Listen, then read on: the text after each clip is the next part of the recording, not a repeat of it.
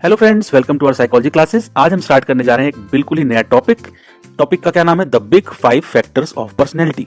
Topic बहुत interesting है, topic बहुत इंपॉर्टेंट है, तो इसको अच्छे से समझेंगे। लेकिन उसके पहले आप चैनल को सब्सक्राइब करिए अगर आपने नहीं किया है तो, ताकि आपको लेटेस्ट अपडेट्स मिलते रहें और हम मोटिवेट हो सकें और ऐसे वीडियोस बनाने के लिए। ये टॉपिक मैं इग्नू के मास्टर्स इन साइकोलॉजी के फर्स्ट ईयर के सिलेबस से पढ़ा रहा हूँ। सब्जेक्ट का नाम क्या है? पर्सनैलिटी थ्योरीज एंड असेसमेंट, जिसमें हम पर्सनैलिटी के बारे में पढ़ रहे हैं। सब्जेक्ट कोड है MPC 003। आज हम पढ़ने जा रहे हैं ब्लॉक 3 का यूनिट 4। चैप्टर का नाम है the big 5 factors of personality. तो चलिए स्टार्ट करते हैं बिना देरी के। सबसे पहले एक ओवरव्यू देखेंगे the big 5 factors of personality के बारे में, कैसे इसकी डिस्कवरी हुई, और फिर आगे बढ़ेंगे। तो पर्सनैलिटी के फील्ड में पहले बहुत सारे ट्रेट्स बताए गए थे जो हमने पिछले कुछ चैप्टर्स में देखे भी। 16 PF और उसके पहले रेमंड कैटल और भी आए थे चैप्टर्स, जिसमें हमने ट्रेट्स के बारे में काफी देर से हम लोग पढ़ रहे हैं। तो बहुत सारे ट्रेट्स साइकोलॉजी में बताए गए थे, जिससे क्या हुआ, कंफ्यूजन हो रहा था। तो इस प्रॉब्लम को सॉल्व करने के लिए साइकोलॉजिस्ट ने फैक्टर एनालिसिस यूज किया, यानी ट्रेट्स को ग्रुप करने की स्टैटिस्टिकल टेक्निक। बहुत सारे ट्रेट्स को ग्रुप करके उन्होंने the big 5 factor of personality बनाई। तो रेमंड कैटल ने पहले पर्सनैलिटी ट्रेट्स पर काम किया और 35 वेरिएबल्स की लिस्ट बनाई। ये हम पढ़ चुके हैं रेमंड कैटल वाले चैप्टर में। फिस्क ने 49 में सेल्फ रेटिंग्स और ऑब्जर्वर रेटिंग्स के थ्रू ट्रेट्स को और रेड्यूस किया, कम किया। बाद में Norman, Smith, Goldberg, McCrae and Costa, इन लोगों ने रिसर्च को आगे बढ़ाया और इन सब रिसर्च के बाद 5 ब्रॉड पर्सनैलिटी डायमेंशंस सामने आई। तो इन्हीं को नाम दिया गया द बिग 5 फैक्टर्स।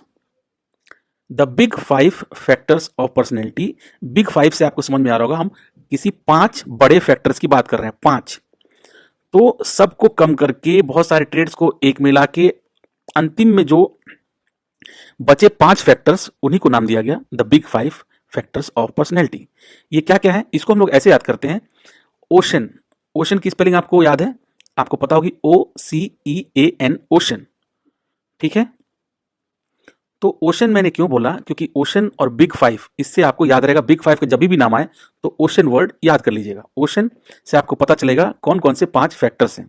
तो O से आता है ओपननेस, C से होगा कंसाइंसियसनेस, E से होगा एक्सट्रावर्जन, A से होगा एग्रीएबलनेस और N से होगा न्यूरोटिसिज्म।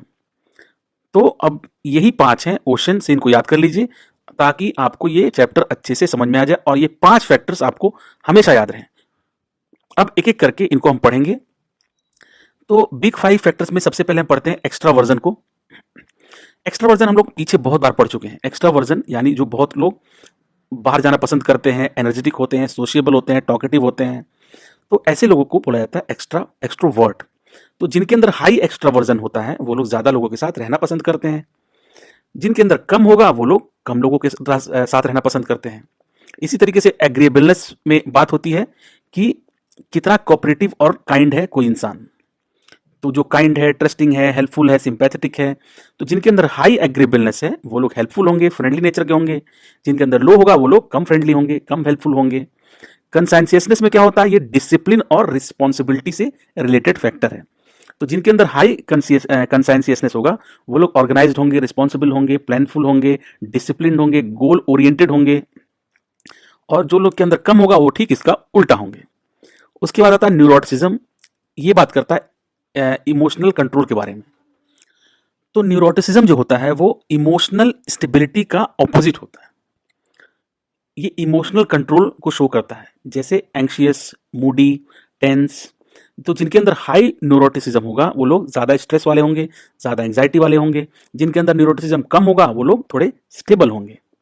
फिर आता है ओपननेस, जो है 5वां फैक्टर। ओपननेस टू एक्सपीरियंस, ये आपकी इमेजिनेशन, क्यूरियोसिटी, इन सब चीजों से रिलेटेड है, क्रिएटिविटी।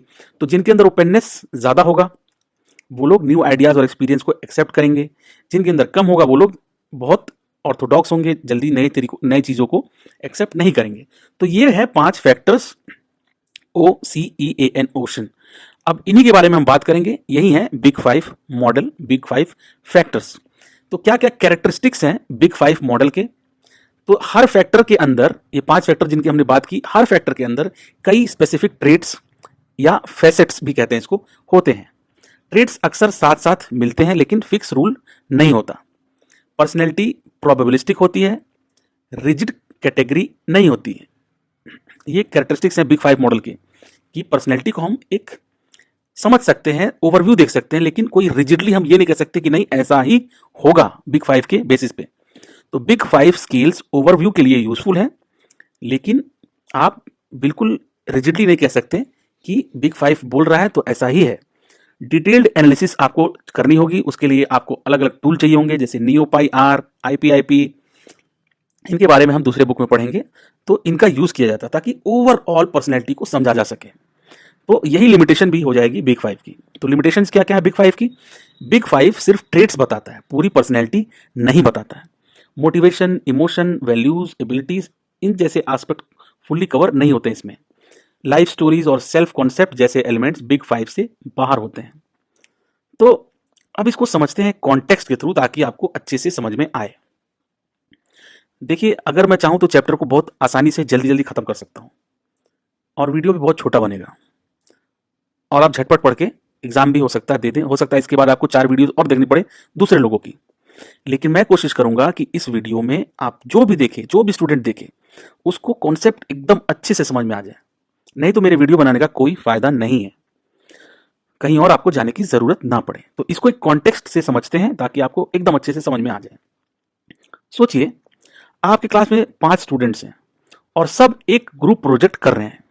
पांचों स्टूडेंट एक ग्रुप प्रोजेक्ट कर रहे हैं। सबका काम सेम है, लेकिन बिहेव सब अलग अलग तरह से करते हैं। यही से हमें बिग फाइव पर्सनैलिटी फैक्टर्स समझ आते हैं। कैसे? सबसे पहला एक्स्ट्रावर्जन। एक्स्ट्रावर्जन का उल्टा क्या होता है? इंट्रोवर्जन। तो एक्स्ट्रावर्जन, इंट्रोवर्जन, ये हो गया। तो क्लास का एक स्टूडेंट जो है सबसे पहले डिस्कशन स्टार्ट करता है, सबसे बात करता है, प्रेजेंटेशन देना पसंद करता है। ये स्टूडेंट हाई एक्स्ट्रावर्जन का एग्जाम्पल है। ये हाईली एक्सट्रोवर्ट है, सबसे डिस्कशन करता है, सामने आने में संकोच नहीं करता है, प्रेजेंटेशन देना पसंद करता है। तो ये हाईली एक्सट्रोवर्ट हो गया। वहीं दूसरा स्टूडेंट जो है वो शांत रहता है, कम बोलता है, तो शांति से अपने काम करता है। ये लो एक्स्ट्रावर्जन है। वो पहला वाला हाई एक्स्ट्रावर्जन था, ये लो एक्स्ट्रावर्जन यानी इंट्रोवर्ट है। तो एक्स्ट्रावर्जन बताता है कि कोई इंसान कितना सोशल है और एनर्जेटिक है। ठीक इसका उल्टा हो जाएगा अगर वो ये चीज नहीं होगा तो। अगला है एग्रीएबलनेस। ग्रुप में एक स्टूडेंट ऐसा होता है जो सबकी हेल्प करता है। आपके आसपास भी अगर आप देखेंगे तो आप ऐसे लोगों को पाएंगे कि अलग अलग तरह के लोग हैं। तो कुछ लोग आपने भी देखे होंगे जो बहुत एक्सट्रोवर्ट हैं। अब बात करते हैं एग्रीएबलनेस की। तो इस ग्रुप में है एक स्टूडेंट जो है वो सबकी हेल्प करता है, झगड़ा अवॉइड करता है, टीम के लिए सेक्रीफाइस करता है, एकदम बिल्कुल बलिदान देने को तैयार है सब टीम के लिए। यही है हाई एग्रीएबलनेस। और उसी का उल्टा अगर देखेंगे, दूसरा स्टूडेंट जो है वो सिर्फ अपनी बात मानता है, बहुत जल्दी आर्ग्यू, जो अपनी बात ही मानेगा वो आर्ग्यू ही करेगा, तो इजीली आर्ग्यू करता है वो। यानी ये लो एग्रीएबलनेस का एग्जांपल है। एग्रीएबलनेस बताता है कि कोई कितना कोऑपरेटिव और काइंड है। तो ये हो गया एग्रीएबलनेस। तीसरा है कंसेंसियसनेस। अब इसको समझते हैं। एक स्टूडेंट जो टाइम पे काम सबमिट करता है, प्रॉपर प्लानिंग करता है, नोट्स नीटली मेंटेन करता है, ये हाई कंसेंसियसनेस है। वहीं इसका उल्टा एक स्टूडेंट है जो काम लास्ट मोमेंट पे करता है, प्लान फॉलो नहीं करता, ये लो कंसेंसियसनेस है। तो कंसेंसियसनेस डिसिप्लिन और रिस्पॉन्सिबिलिटी को शो करता है। न्यूरोटिसिज्म है। तो एग्जाम से पहले एक स्टूडेंट बहुत ज्यादा टेंशन लेता है, छोटी बात पे एंग्शियस हो जाता है, ये हाई न्यूरोटिसिज्म है। वहीं पे एक स्टूडेंट है जो प्रेशर में भी काम रहता है, ये लो न्यूरोटिसिज्म है। यानी लो न्यूरोटिसिज्म मतलब इमोशनली वो स्टेबल है। तो न्यूरोटिसिज्म इमोशनल स्टेबिलिटी को बताता है, कौन कितना इमोशनली स्टेबल है। फिफ्थ है ओपननेस टू एक्सपीरियंस। तो ग्रुप में एक स्टूडेंट है जो न्यू आइडियाज सजेस्ट करता है, क्रिएटिव सॉल्यूशन सोचता है, नए टॉपिक्स एक्सप्लोर करता है, ये हाई ओपननेस का एग्जाम्पल है। वहीं दूसरा स्टूडेंट जो है वो सिर्फ ट्रेडिशनल मेथड फॉलो करता है, चेंज पसंद नहीं करता, ये लो ओपननेस है। ओपननेस क्रिएटिविटी और इमेजिनेशन को शो करता है। अब इस कॉन्टेक्स्ट के थ्रू आपको अच्छे से समझ में आ गया होगा ये जो कॉन्सेप्ट है बिग फाइव का। तो इसका कंक्लूजन क्या निकलता है? हर स्टूडेंट में बिग फाइव के सब फैक्टर्स होते हैं, बस डिग्री अलग अलग होती है। कोई भी इंसान पूरी तरीके से एक्सट्रोवर्ट नहीं होता, पूरी तरीके से इंट्रोवर्ट नहीं होता। ये हम पहले भी बात कर चुके हैं। जैसे आप हो सकता है इंट्रोवर्ट हो लेकिन अपने दोस्तों के बीच में, अपनी फैमिली के साथ आप एक्सट्रोवर्ट, सॉरी आप उल्टा बोल गया मैं। जैसे कि मान लीजिए आप जो है एक इंट्रोवर्ट तरह के इंसान हैं, लेकिन जब आप अपने दोस्तों के साथ होते हैं तो आप इंट्रोवर्ट नहीं रहते हैं, आप थोड़ा एक्सट्रोवर्ट हो जाते हैं। फैमिली के साथ होते हैं तो भी एक्सट्रोवर्ट, लेकिन जब बाहर जाते हैं तो फिर से इंट्रोवर्ट हो जाते हैं। यानी कि आप ना पूरी तरीके से इंट्रोवर्ट हैं, ना पूरी तरीके से एक्सट्रोवर्ट हैं, आप कहीं एक बीच में आते हैं। तो हर इंसान के अंदर बिग 5 फैक्टर्स होते हैं, बस डिग्री अलग अलग होती है। ठीक, कोई प्योर एक्सट्रोवर्ट या इंट्रोवर्ट नहीं होता। पर्सनैलिटी कॉन्टिन्यूम पर होती है, फिक्स्ड टाइप की नहीं होती, एक स्केल पर होती है। इसीलिए साइकोलॉजिस्ट कहते हैं बिग 5 पर्सनैलिटी को समझने का सबसे सिंपल और साइंटिफिक फ्रेमवर्क है बिग 5 पर्सनैलिटी फ्रेमवर्क। तो अब समझते हैं बिग 5 थ्योरी के बारे में। जब हम big 5 factor model, 5 factor theory बोलते हैं तो ये 3 अलग अलग चीजें हैं, लेकिन आपस में रिलेटेड है। आपको बार बार अलग अलग ये सुनने को मिलेगा, कोई बोलेगा बिग 5, कोई बोलेगा 5 फैक्टर मॉडल, कोई बोलेगा 5 फैक्टर थ्योरी। है तो ये थोड़ी अलग अलग चीजें, लेकिन कहीं ना कहीं आपस में एक लिंकिंग है इनकी। बिग 5 का मतलब है पर्सनैलिटी ट्रेड्स का एक सिस्टम। जैसे ट्रेड्स को एक जगह अरेंज कर देना ताकि हमें समझ आए कौन से ट्रेड अक्सर साथ साथ मिलते हैं। तो ये बिग 5 इसको कहते हैं, पर्सनैलिटी ट्रेड्स का एक सिस्टम, कैटेगराइजेशन। ये बिल्कुल मैप या कोऑर्डिनेट्स सिस्टम की तरह काम करता है। एक मैप बना दिया कौन सा जगह कहां पे है, तो ये होता है बिग 5। तो याद रखिए, बिग 5 कोई थ्योरी नहीं है जो ये बताए पर्सनैलिटी क्यों बनती है। ये सिर्फ ये बताता है कि पर्सनैलिटी का स्ट्रक्चर कैसा होता है। ठीक, ये मॉडल फैक्टर एनालिसिस से निकला है। फैक्टर एनालिसिस एक स्टैटिस्टिकल टेक्निक है जिसमें रिसर्चर्स ने देखा कि कौन सी ट्रेड्स एक दूसरे से रिलेटेड हैं। शुरू में ये रिसर्च ज्यादातर वेस्टर्न कंट्रीज पर बेस्ड थी, इसलिए आज भी साइंटिस्ट ये चेक कर रहे हैं कि बिग 5 सब कल्चर्स पर इक्वली अप्लाई होता है या नहीं। ये हो गया बिग 5 फैक्टर मॉडल। जब आप सुनेंगे तो 5 फैक्टर मॉडल और बिग 5 को लोग अक्सर एक ही मान लेते हैं, और प्रैक्टिकल यूज में ये ऑलमोस्ट सेम ही है। तो साइंस में मॉडल का मतलब होता है चीजों को डिस्क्राइब या ऑर्गेनाइज करना, ये आपको पता होगा। 5 फैक्टर मॉडल एक डिस्क्रिप्टिव मॉडल है, एक्सप्लेनेटरी नहीं है। यानी ये नहीं बताता पर्सनैलिटी क्यों बनती है, बल्कि ये बताता है पर्सनैलिटी को कैसे समझा और ऑर्गेनाइज किया जा सकता है। ठीक है, तो बिग 5 जो टर्म है वो लुइस गोल्डबर्ग ने दिया था, और ये अप्रोच नेचुरल लैंग्वेज पर बेस्ड है। लोग रोज की जिंदगी में कैसे ट्रेट यूज करते हैं। ठीक है, वही 5 फैक्टर मॉडल टर्म ज्यादातर क्वेश्चनेयर बेस्ड रिसर्च में यूज होता है।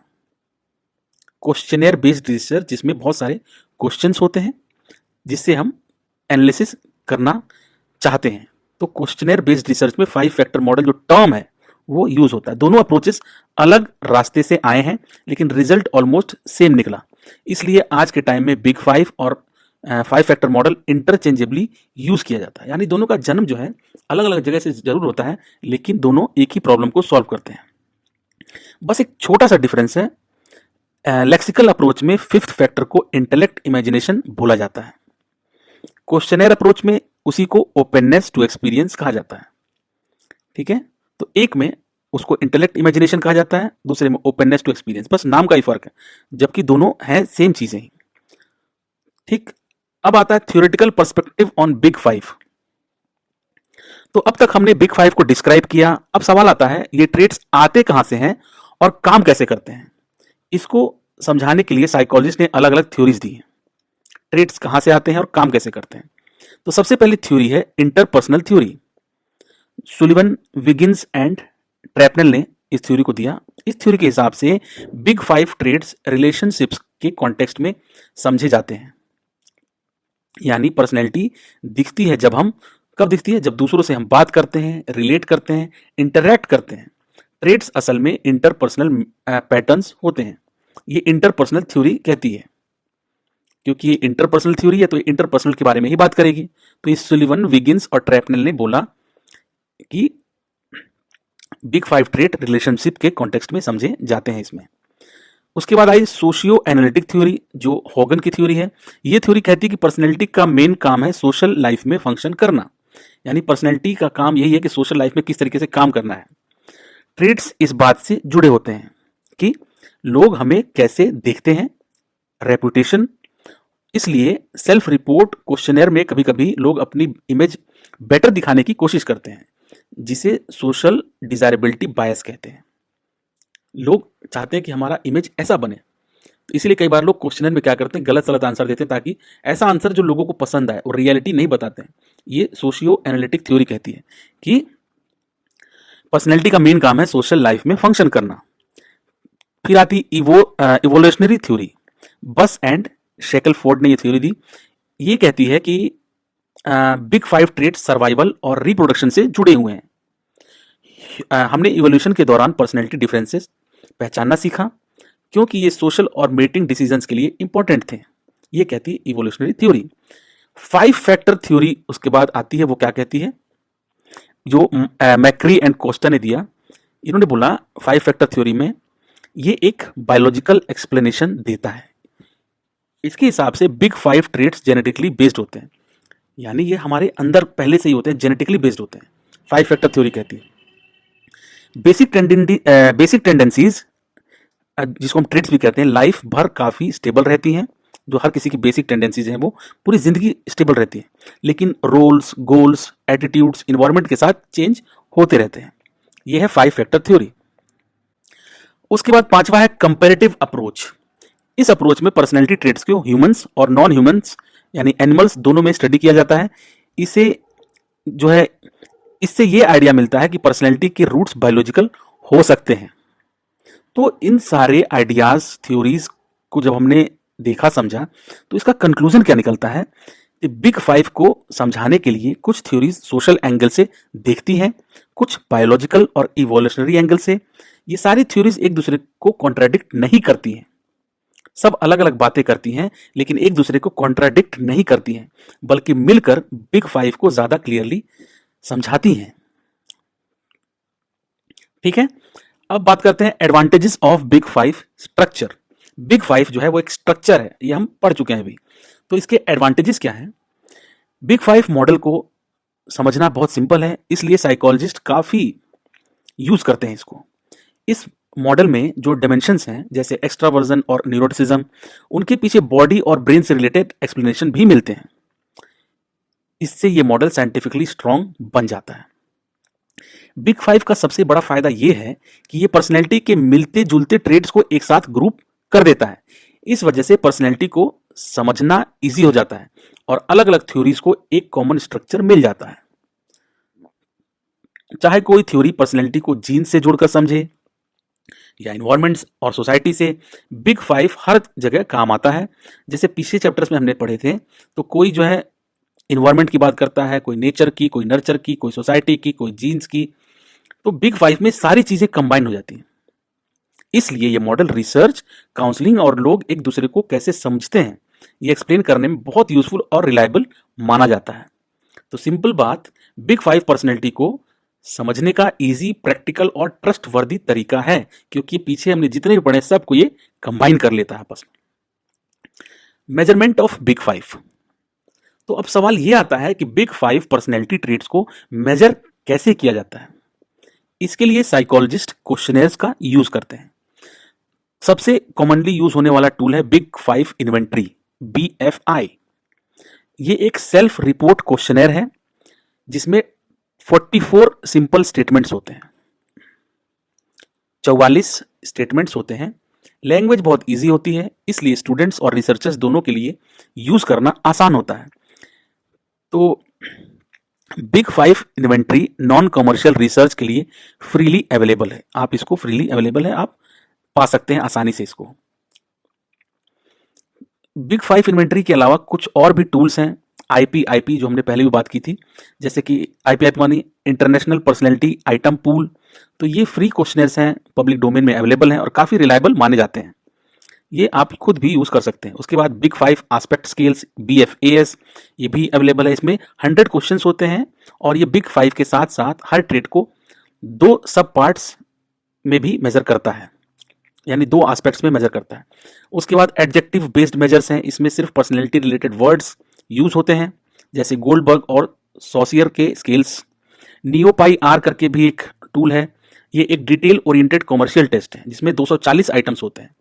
बड़ा टेस्ट है, हर बिग 5 ट्रेड के अंदर के फैसेट्स भी मेजर किए जाते हैं इसमें। तो बिग 5 के जो ट्रेड्स हैं उनके अंदर के फैसेट्स भी इसमें मेजर किए जाते हैं। नियो पाई आर, उसके बाद है नियो एफ एफ आई, ये भी एक टूल है। नियो पाई आर का short version. NEO PI R में 240 आइटम्स होते हैं। नियो एफ एफ आई में 60 आइटम्स होते हैं। सिर्फ 5 मेन ट्रेड्स मेजर करता है ये नियो एफ एफ आई। उसके बाद है T I P I, 10 item personality inventory. T I P I बहुत ही शॉर्ट टेस्ट है, सिर्फ 10 आइटम्स। जब टाइम कम हो तब यूज होता है ये, लेकिन एक्यूरेसी थोड़ी इसकी कम होती है। जब भी क्वेश्चंस कम होंगे तो एक्यूरेसी कम ही होगी, इसलिए ज्यादा आपको एक्यूरेसी चाहिए तो डेटा भी ज्यादा होना चाहिए। तो बिग 5 को मेजर करने के लिए शॉर्ट और सिंपल टेस्ट से लेके डिटेल्ड क्वेश्चनर तक ऑप्शंस अवेलेबल हैं। कौन सा टूल यूज करना है ये डिपेंड करता है टाइम कितना आपके पास, डिटेल कितनी चाहिए आपको, और रिसर्च या प्रैक्टिकल पर्पस पर, किस पर्पस से आप कर रहे हैं ये रिसर्च। ये हो गया हमारा मेजरमेंट ऑफ बिग 5 कैसे करते हैं। अब आता है बिग 5 पर्सनैलिटी ट्रेट्स। तो साइकोलॉजी में बिग 5 पर्सनैलिटी ट्रेट्स पर्सनैलिटी को समझने का एक सिंपल और साइंटिफिक तरीका है।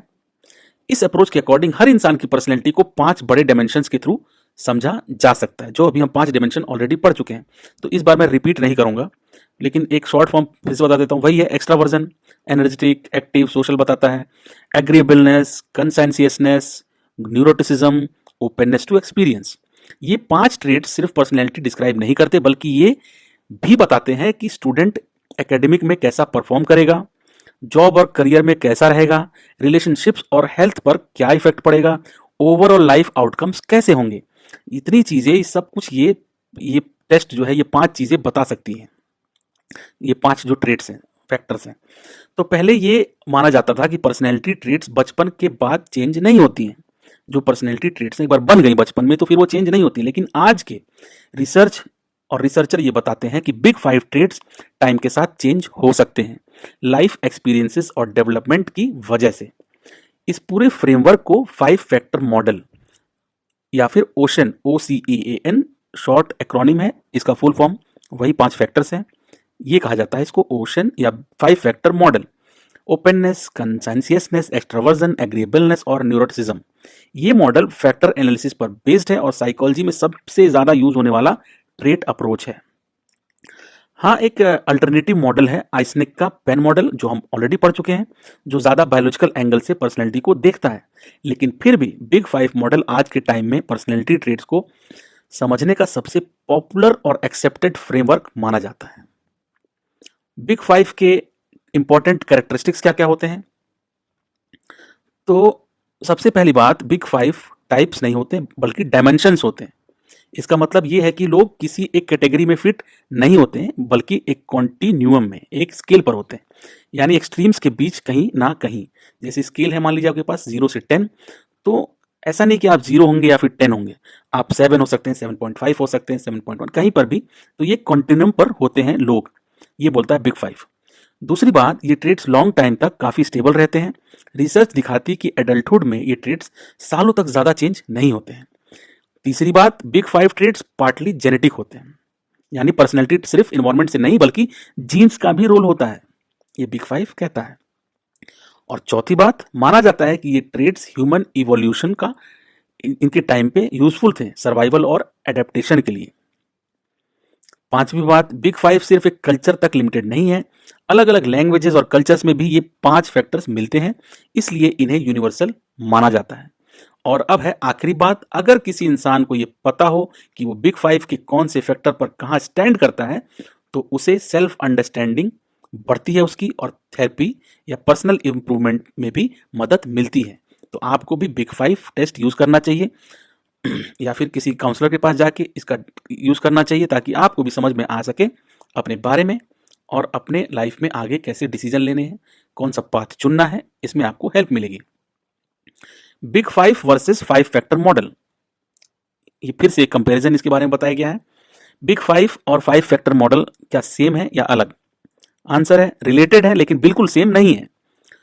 सबसे पहले कौन लेके आया? बिग 5 को गोल्डबर्ग ने डेवलप किया। फाइव फैक्टर मॉडल को मैक्री और कोस्टा ने डिटेल में एक्सप्लेन किया। तो ये पहला डिफरेंस हो गया। बेस किस पर है इनका? तो बिग फाइव नेचुरल लैंग्वेज पर बेस्ड है, लोग डेली लाइफ में कैसे वर्ड्स यूज करते हैं उस पर बेस्ड है। फाइव फैक्टर मॉडल बायोलॉजिकल और थ्योरेटिकल बेस पर खड़ा है, यानी बायोलॉजिकल चीजों पे ज्यादा, जीन्स के बारे में बात करता है, और इन्वायरमेंट दोनों का रोल मानता है। कॉज एक्सप्लेन क्या करते हैं दोनों? बिग फाइव सिर्फ पर्सनैलिटी को डिस्क्राइब करता है, ये नहीं बताता ट्रेट्स क्यों बनते हैं। फाइव फैक्टर मॉडल पर्सनैलिटी के कॉजेस भी एक्सप्लेन करता है, जेनेटिक और इन्वायरमेंटल दोनों फैक्टर्स के बारे में बताता है। फैक्टर्स के नाम बिग फाइव में थोड़े डिफरेंट नाम मिलते हैं। बिग फाइव जो 5 फैक्टर्स हैं, तो बिग फाइव में क्या क्या नाम है इनके? Surgency, agreeableness, conscientiousness, emotional stability, intellect. 5 factor model में इसको स्टैंडर्ड नाम दे दिया गया, OCEAN, OCEAN, openness, conscientiousness, extraversion, agreeableness और न्यूरोटिसिज्म। यही फर्क है। मेजरमेंट का तरीका क्या होता है? बिग फाइव में आइटम्स कभी कभी एक से ज्यादा फैक्टर से रिलेटेड होते हैं। 5 फैक्टर मॉडल में स्ट्रक्चर हायरार्किकल होता है, पहले स्मॉल ट्रेट्स फिर बिग डोमेन्स आते हैं। क्वेश्चनर्स कैसे होते हैं? बिग फाइव में big five markers, IP use होता है। 5 फैक्टर मॉडल में NEO PI R, NEO FFI use होता है। क्वेश्चंस का फॉर्मेट बिग फाइव में क्या होता है? शॉर्ट वर्ड्स या एडजेक्टिव्स दिए जाते हैं लिखने को, और 5 फैक्टर मॉडल में प्रॉपर सेंटेंसेस बनाने पड़ते हैं। तो एक समरी अगर देखी जाए तो बिग फाइव एक डिस्क्रिप्टिव क्लासिफिकेशन सिस्टम है, 5 फैक्टर मॉडल एक डिटेल्ड थ्योरेटिकल मॉडल है। दोनों का स्ट्रक्चर ऑलमोस्ट सेम है, बस अप्रोच और डेप्थ का डिफरेंस है। 5 फैक्टर मॉडल थोड़ा ज्यादा डीप है। लिमिटेशंस क्या है बिग फाइव की? बिग फाइव पर्सनैलिटी को समझने का एक बहुत यूजफुल मॉडल है, लेकिन इसकी कुछ लिमिटेशंस भी हैं। पहली बात, बिग फाइव हर पर्सनैलिटी ट्रेट को कवर नहीं करता, जैसे इम्पल्सिविटी यानी जल्दी डिसीजन लेना, या सेंसेशन सीकिंग यानी रिस्क लेना पसंद करते हैं बहुत लोग। तो ऐसे ट्रेट्स बिग फाइव में पूरी तरह कैप्चर नहीं हो पाते हैं। दूसरी बात, बिग फाइव ज्यादातर ऑब्जर्वेबल ट्रेट्स पर फोकस करता है, जो ट्रेट्स हमें दिखते हैं, यानी जो चीजें हमें किसी इंसान को देखकर या थोड़ी इंटरेक्शन से समझ आती हैं, उन पर ही ये फोकस करता है। इसलिए कभी कभी साइकोलॉजी ऑफ स्ट्रेंजर कहा जाता है इसको। तीसरी बात, पर्सनैलिटी के कुछ गहरे एस्पेक्ट हैं, जैसे life experiences, personal stories, motivation, goals, meaning of life. ये सब बिग फाइव का फ्रेमवर्क के बाहर रह जाते हैं, इनके बारे में बात ही नहीं करता बिग फाइव। तो सबसे बेस्ट तरीका क्या है किसी पर्सनैलिटी को डिस्क्राइब करने का? अगर हम किसी इंसान की पर्सनैलिटी को समझने के लिए उसके पूरे दिन के सारे बिहेवियर्स लिखने लग जाएं, तो ये ना प्रैक्टिकल होगा और ना ही यूजफुल होगा। इसलिए साइकोलॉजिस्ट पर्सनैलिटी को समझाने के लिए ट्रेट्स का यूज करते हैं, यानी ऐसे वर्ड्स जो बताते हैं कि लोग एक दूसरे से कैसे अलग होते हैं। जैसे कोई बहुत टॉकटिव है, कोई काइंड है, कोई नर्वस है, ऐसे बहुत सारे वर्ड्स मिलके ट्रेट्स बनते हैं। हर लैंग्वेज में ऐसे हजारों वर्ड्स मिलते हैं जो ये दिखाते हैं कि ये ट्रेट्स लोगों के लिए सोशली इंपॉर्टेंट होते हैं। इसी आइडिया पर बेस्ड है लेक्सिकल हाइपोथेसिस। इसका मतलब है कि पर्सनैलिटी का सबसे इंपॉर्टेंट डिफरेंस लैंग्वेज में वर्ड्स के रूप में आ जाते हैं। साइकोलॉजिस्ट ये देखते हैं कि अपने आप को और दूसरों को कैसे डिस्क्राइब करते हैं लोग, और इसी के थ्रू पर्सनैलिटी को सिस्टमेटिकली स्टडी करते हैं। पर्सनैलिटी ट्रेट्स फिक्स कैटेगरीज नहीं होती, कॉन्टिन्यूम पर होती हैं, ये हम बात कर चुके हैं। यानी कोई ट्रेट किसी में थोड़ा कम, किसी में थोड़ा ज्यादा हो सकता है। रिसर्चर जो होते हैं वो ट्रेट्स के बीच रिलेशन को कोरिलेशन के थ्रू चेक करते हैं, और फिर फैक्टर एनालिसिस की मदद से सिमिलर ट्रेट्स को बड़े ग्रुप्स में रख देते हैं। जब ये प्रोसेस जो है अलग अलग लैंग्वेजेस में, अलग अलग कल्चर्स में रिपीट किया गया, तो हर जगह 5 मेन पर्सनैलिटी डायमेंशन सामने आए। इन्हीं को हम बिग फाइव पर्सनैलिटी फैक्टर्स कहते हैं। The big five personality factors. Big five जो पर्सनैलिटी फैक्टर्स हैं, एक्सट्रावर्जन, इंट्रोवर्जन, ये हम बात कर चुके हैं, agreeableness, conscientiousness, emotional stability, openness to experience. तो यही है बिग फाइव पर्सनैलिटी फैक्टर्स। ज्यादातर पर्सनैलिटी रिलेटेड वर्ड्स को हम 5 डायमेंशंस के अंदर फिट कर सकते हैं, यानी 5 आपने डायमेंशंस बना दिए, उसके अंदर आप ज्यादातर जो वर्ड्स हैं जो यूज होते हैं अलग अलग लैंग्वेजेस में, अलग अलग कल्चर्स में, इन 5 डायमेंशंस के अंदर वो आके फिट हो जाते हैं। तो अक्सर जो है एक ट्रेट सिर्फ एक फैक्टर से नहीं बल्कि 2 या ज्यादा फैक्टर्स का मिक्स होता है। इसी वजह से बिग फाइव पर्सनैलिटी को डिस्क्राइब करने का एक बहुत ही रिच और फ्लेक्सिबल फ्रेमवर्क माना जाता है। अब बात है importance and predictive value. Research ये क्लियरली दिखाती है कि बिग 5 पर्सनैलिटी ट्रेट्स का रिलेशन एकेडमिक से, जॉब परफॉर्मेंस हो, रिलेशनशिप हो, हेल्थ हैबिट्स हो, वेलबींग हो या फिर लॉन्ग लाइफ हो, इन सभी से होता है इसका रिलेशन, बिग 5 पर्सनैलिटी ट्रेट्स का। इसी वजह से साइकोलॉजिस्ट मानते हैं कि ये 5 ट्रेट्स पर्सनैलिटी के बेसिक डायमेंशंस हैं, और क्योंकि ये ट्रेट्स अलग अलग कल्चर्स में भी मिलते हैं, इनकी इंपॉर्टेंस और बढ़ जाती है। सब लोग इस पर 100% एग्री नहीं है। जैसे आइसनेक का थ्योरी हमने पढ़ी थी, तो आइसनेक ने कहा कि पर्सनैलिटी के सिर्फ 3 बेसिक डायमेंशन है, PEN, पेन मॉडल, वो काफी है पर्सनैलिटी को समझने के लिए, समझाने के लिए। तो कुछ साइकोलॉजिस्ट ने यह भी कहा कि सिर्फ फैक्टर एनालिसिस पर डिपेंड करना सही नहीं हो सकता। लेकिन इन सब डिबेट्स के बावजूद ज्यादातर साइकोलॉजिस्ट ये मानते हैं कि बिग 5 पर्सनैलिटी के कोर स्ट्रक्चर को समझाने में बहुत वैल्यूएबल इंसाइट देते हैं। तो कंक्लूजन क्या हुआ इस सारी बातों का? बिग 5 मॉडल पर्सनैलिटी को डिस्क्राइब करने का सबसे क्लियर और साइंटिफिकली सपोर्टेड फ्रेमवर्क है। हजारों पर्सनैलिटी ट्रेड्स को सिर्फ 5 ब्रॉड डायमेंशंस में ऑर्गेनाइज करके ये हमें इंडिविजुअल डिफरेंसेस को समझने, प्रिडिक्ट करने और एक्सप्लेन करने में मदद करता है। चाहे ये एक कंप्लीट पर्सनैलिटी थ्योरी ना हो, फिर भी बिग 5 आज के टाइम पे पर्सनैलिटी रिसर्च और असेसमेंट का सबसे एक्सेप्टेड बेस माना जाता है। तो ये बहुत ही इंपॉर्टेंट फ्रेमवर्क है, मॉडल है, हर जगह यूज होता है। तो ये था हमारा आज का chapter, big 5 factors of personality. उम्मीद करता हूं कि आपको बहुत अच्छे से समझ में आ गया होगा। आपको कुछ समझ में ना आए तो कमेंट्स में मुझसे पूछ सकते हैं। नोट्स चाहिए तो आप मुझसे मेरी मेल आईडी pxmonks@gmail.com पर मुझसे मांग सकते हैं, मैं आपको प्रोवाइड करूंगा। So keep listening and keep watching. Thank you for watching the video again. Thank you very much.